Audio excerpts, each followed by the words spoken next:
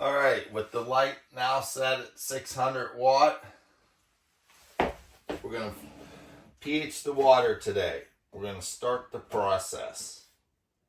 We could have had this water pH from the very beginning. One of the reasons I didn't pH it was to show everyone that it'll still grow with just regular tap water. Now what we wanted to do was make sure it drips out. Most of them drip out because we only want one drop. There it is, one drop. Then we just shake it up.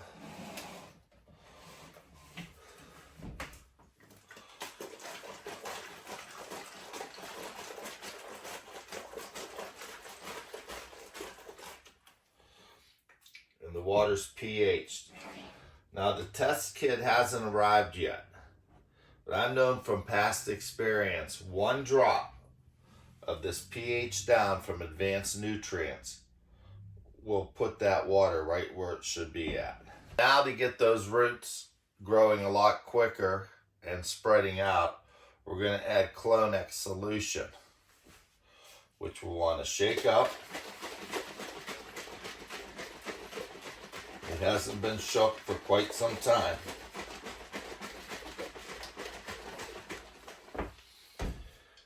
Then we're going to add 1 cap.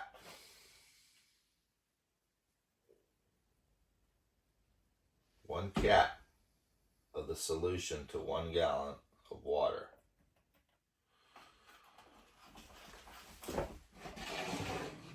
With our pH down in there, or right around 5.8 pH, and our 1 cap of Clonex, we have some really good solution here.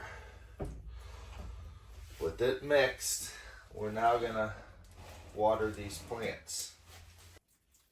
Very critical not to overwater these, because we don't have them in the little 3.5-inch pots.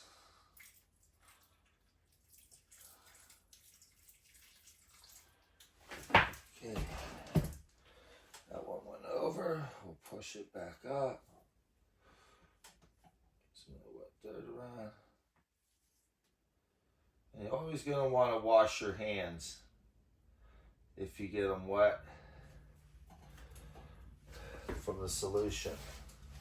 And this one needs up a little bit. And that's about it. They're good for another 2 days.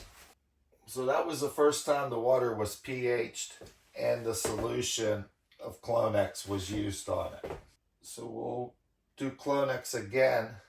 We'll keep watering with the Clonex solution right out of this bottle for the next week.